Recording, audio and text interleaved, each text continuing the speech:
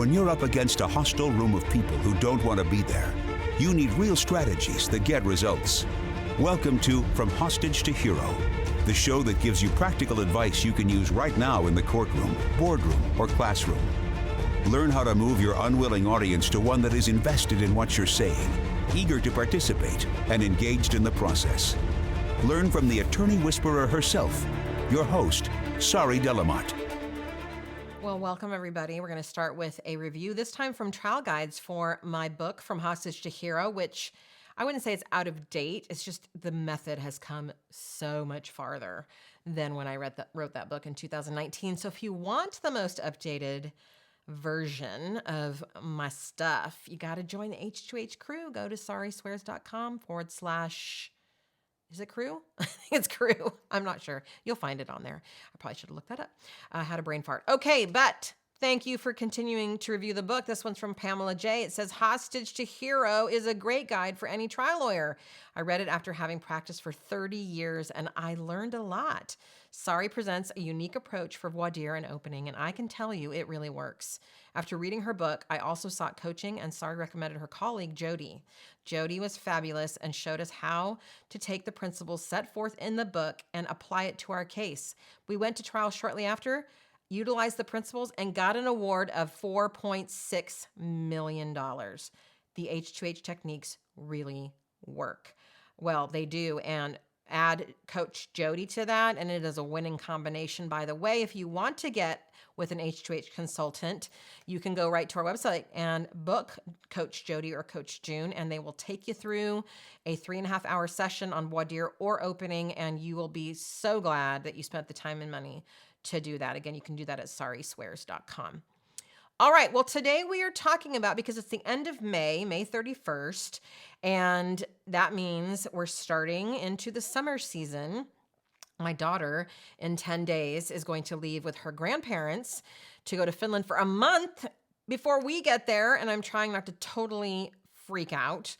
2 years ago, that was 3 weeks. This time it's a little over 4, but then we will go there for another 3.5 weeks and bring her home with us, but it's vacation time, and so today we're talking about the real reason why you don't take vacation.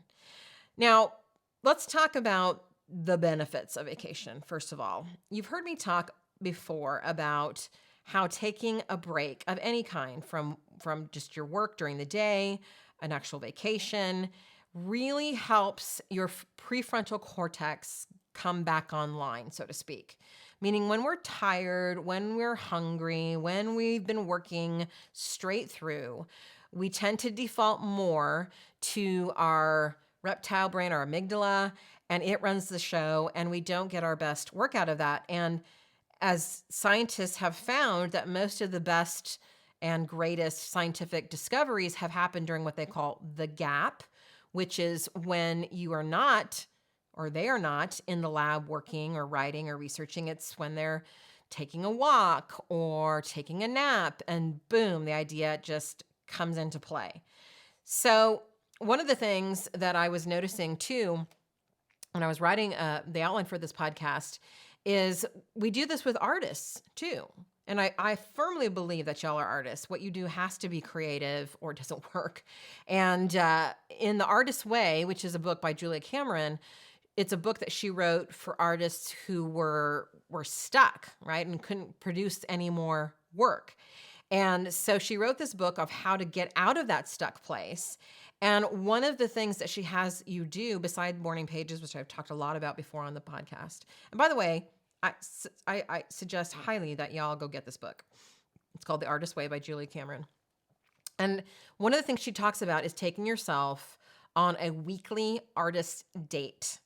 And what that means is that you go by yourself to an art museum or to a thrift shop or to a park and have a picnic, whatever it may be. And the reason for that is that you cannot continue to produce whatever it is you're producing, art, opening statements, voir dire, when you're not filling the well on the other side, right? So you need to be bringing in fresh looks, fresh takes, have your eyes be on something different than your computer screen or that blank canvas, and that is going to help you find a way back to your art. And again, this is absolutely true for trial lawyers.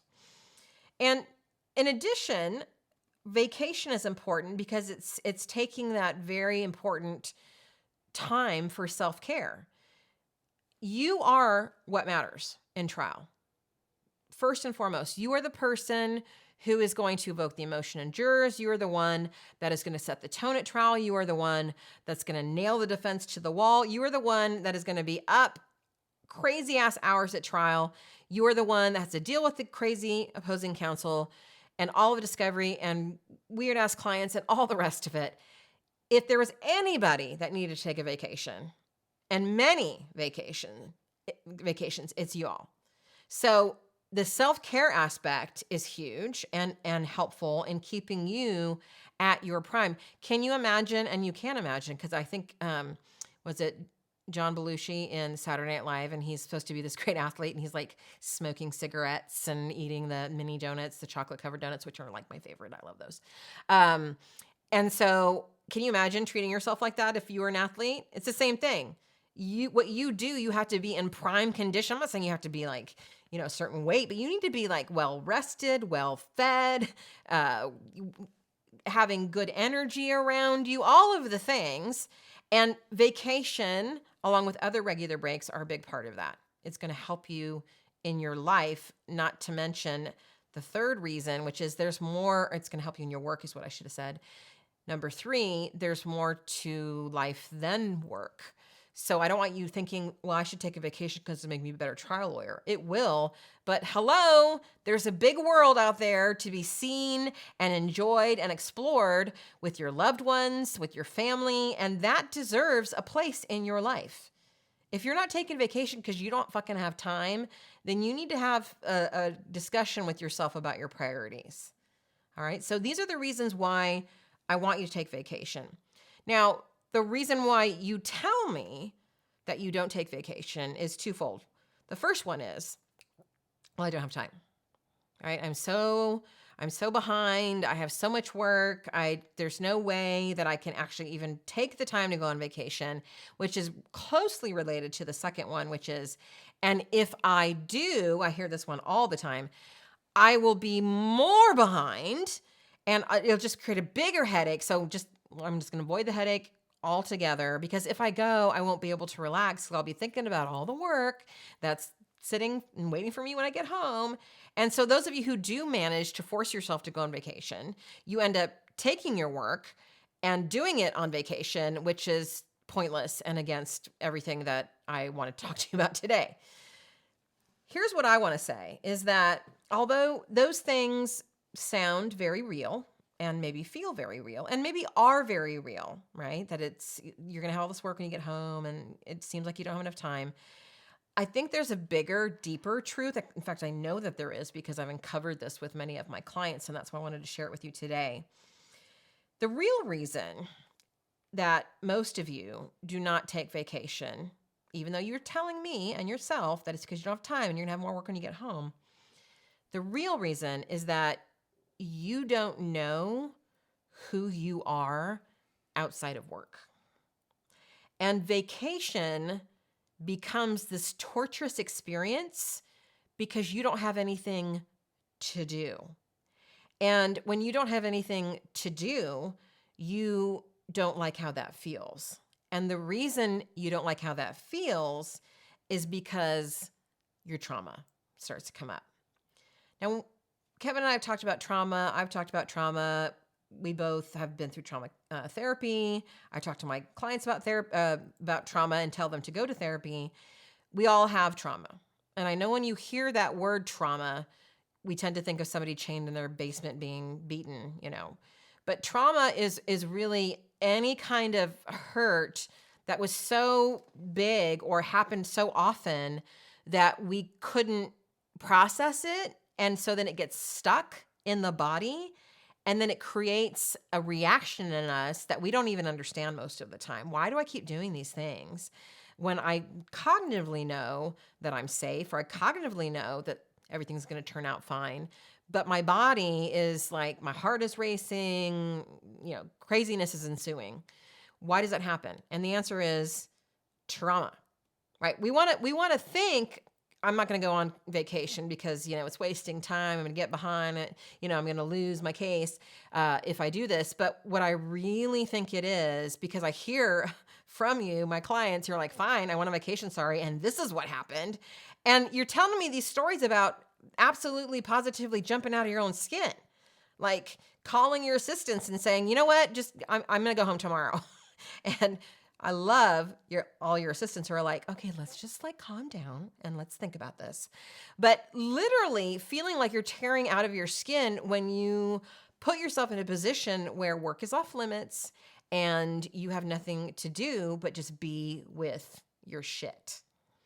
This is what I think is happening. I know because it happens to me. It has happened to me. And this is something that I want you to look at. So with that end, I've got 7 things on how you can manage this and go and take the vacations, because they are very, very important things to do for you as a trial attorney. As you've heard me say before, I take 10 weeks of vacation. 10 weeks. All right. So the first thing, if you're like, oh my God, that is me. I feel like I'm going crazy when I'm on vacation and I don't have my work with me. So the first thing, and I mean this quite honestly, is to get help. So many of you are suffering and you do not need to be suffering. And you probably still have the old thought of, well, only crazy people go to therapy, or it's really not that bad, or y'all following the Stoics and it's about, well, just pull yourself up by your bootstraps and I'll just need to get over it and charge through. And I'm saying that you don't have to. And why would you? Your work is hard enough. Now, I know your saboteur is going to come in and say, yeah, but that's more time than I need to put. Okay, you can manage, an hour every other week. You can find that time for your mental health, because I'm telling you that absolutely everything's going to get better. It's probably going to get worse for a while when you start uncovering some of this, because it's painful, but eventually it'll get so much better and you'll ask yourself, why the hell didn't I do this before? Now, I know Rick Friedman, those of y'all who love Rick Friedman, I love Rick Friedman. He's a huge proponent of therapy. He says it absolutely changed his life. So if Rick Friedman can say that in public, you can go and get some therapy, because I can tell you all the rest of the other things and none of that's going to matter if you still go on vacation and you're dealing with these demons. So that's really my number one advice. Get help. You can go to psychologytoday.com and you can put in where you live and what you're looking for. My favorite type of trauma therapy, you can put just trauma and that'll come up, is IFS therapy, which is basically like saboteur therapy, like saboteur on drugs therapy. It's like on steroids, but it's called IFS, internal family systems. And it's really, really wonderful. Somatic therapy too, working with the body, is very, very good. EMDR, there's all kinds of things. I particularly have CPTSD, which it means I had chronic trauma over time that never let up. That's very different than PTSD. Maybe you had a scenario where you almost died or you saw someone die. And those two types of trauma take different types of therapy. So make sure to share that with any practitioner that you end up interviewing and asking if this is the right therapy for you. 2, plan ahead. And I don't mean, okay, my vacation's next week, so now I need to plan ahead. I mean, I do my yearly planning at least 6 months in ahead. So I know what's happening in my next year starting 6 months from now. And what I mean by that is I've got all my vacations planned, and then I put everything else on my calendar that I know I have to do every month, podcast and write my love notes and meet with my masterminds and teach in the membership and all my speaking events. And then I look at what I need to have done to be able to go on vacation, and I plot that so that I know things are being handled while I am gone. Add to that we have processes that we're putting in place so that anybody in my staff can do anybody else's job. So everything's covered while they're on vacation. And so I don't come back to this huge pile of work. For example, I go to Finland every other year for a month. This is my Finland year. So I know that I need to do like an extra podcast every time I podcast, that I'm covered for August. Not a week before, oh my God, I got to do a bunch of podcasts or wait till I get back and shove them all in. No, I'm going to do that ahead of time so that I don't have that waiting for me. Planning is everything. Planning is everything. Number 3, once you take that vacation, I want you to practice being with your discomfort. You can even do that before you take your vacation, right? Just plan on sitting with discomfort. We tend to avoid it like the plague. That's why some of us are overweight, because we eat, not because we're hungry, but because we don't want to feel whatever we're feeling. Or we work, not because we actually need to. I mean, we always need to. That's never going to go away. You're never going to get caught up. I'm just here to tell you that. It's never going to happen, because I keep telling myself that lie. I just need some time to get caught up. Never gonna happen, right? So we work so they don't have to feel the thing we want to feel. What I'm trying to tell you is feelings aren't scary. Now, trauma is in a different bucket, and some of those feelings you may need a therapist's help to sit with. But start sitting with some of the uncomfortable feelings. I just got off the phone with opposing counsel and my stomach hurts. Instead of, ooh, let me go to lunch. Ooh, let me start working. Just sit with that for a minute. Bring your attention there. Don't have to do anything. Just be with the feeling. And what you're teaching yourself is, I can be with discomfort. And that's going to start helping with your vacations. Number 4, figure out your vacation style. So Kevin and I have very different vacation styles. So my vacation style is to lie by a pool and have people bring me drinks while I read a book for 10 days straight. Kevin's like, I would rather shoot myself in the face than do that. So his style is, I want to go and explore and take pictures and come back 4 hours later. And that is what we both do. So I say goodbye and he says goodbye, and then he comes back and I'm like, how was your pictures? Great. How was your drinks? Great. And then we drink some more, right? So figure out your style. If you're going on a vacation because you think that you should like hiking with a group of people and you hate it, then of course you're not going to take those vacations. Or if you want to go on vacation, but all your wife wants to do is sit by the pool and you're like, that sounds horrible, then you need to design with her or him around that. Okay. So figure out your vacation style, because if you know that, then you will plan vacations around that and actually look forward to them.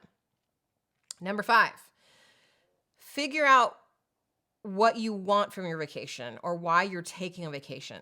And if you're not taking a vacation, don't name it a vacation. Here's what I mean by that. So we just went to New York for a week with my kid. So that was not a vacation. I'll say that right there. And if we had thought it was a vacation going into it, like, oh, finally we can stop working and go to New York for a week, we would have had a way worse experience than we did. And we had a great experience. Don't get me wrong. There were highs and there was lows, but that's not a vacation.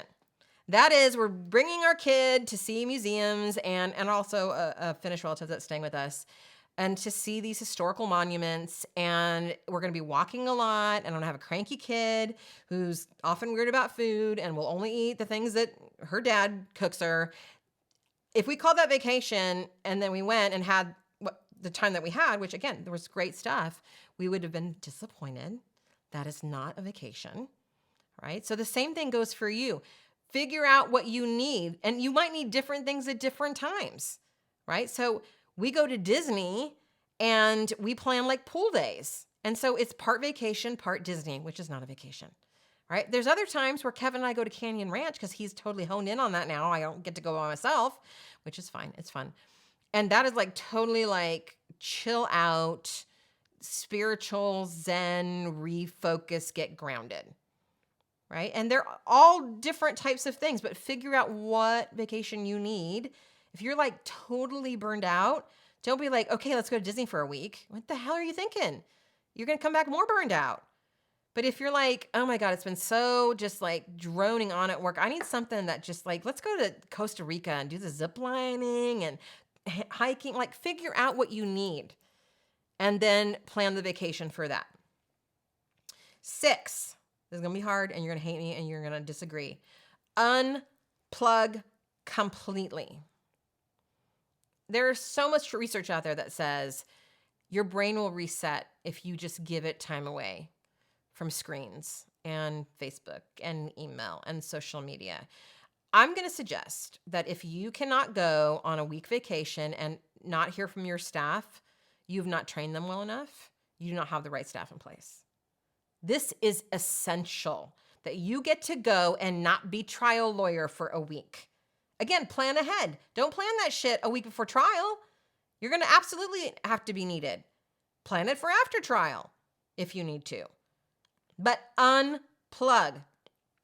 We used to, at the cabin in Finland, not have internet, which I loved. And then my sister had 2 boys. And as they started growing up and became teenagers, they, of course, wanted internet, so we have it now. I really kind of hate that. I would prefer not to have the option and completely go off the grid. Do it. I mean it. I have a very close mastermind client that you all would know if I said this person's name, who went on vacation this last year and left his cell phone with his assistant. Didn't even take the cell phone. Love it. That's what I'm talking about. And number 7, which I think is huge, plan transition time. So often when you do end up taking a vacation, you come back Sunday night at 11 p.m. and then you're in the office at 7 o'clock the next morning. And there's different time zones and you're like, oh my God, I hate my life. See, this is why I don't take vacation. Can you stop with that shit, please? So what I would suggest is that you leave on a Friday, if you can take a week, and come back on a Friday. And then you have a whole weekend to reorient, to get your laundry done. I'd stay unplugged, by the way, during that time, at least on that Saturday. Transition time is huge. So make sure that you build in that buffer before you go back to work. I could add a bunch of things on here that I've already talked about, like make sure you've got the right staff in place, make sure you have processes and all the things. But my point today is vacation is important. The reason you're not taking it is because you don't know who you are outside of work, and there's probably some trauma there. The answer is not to avoid vacation. It's to get help with that trauma. It's to take yourself on vacation and learn how to be with those feelings and to put some processes and things in place so that you can do that and have a life outside of trial lawyering. So I want you to email me and let me know if you, in fact, took my advice. I want to see some vacations on your calendars. You can email me at sari@saridlm.com. All right. Love you. Take those vacations. Talk soon. Have you ever wished that you knew what the jury was thinking? Well, grab a pen and paper because I'm about to give you instant access to a free training I created for plaintiff trial attorneys called 3 Powerful Strategies to Help You Read a Juror's Mind. It's going to help you to understand what the jury is thinking so you'll feel confident to trust them and yourself in the courtroom. Ready for the address? Go to sariswears.com/jury. Enjoy.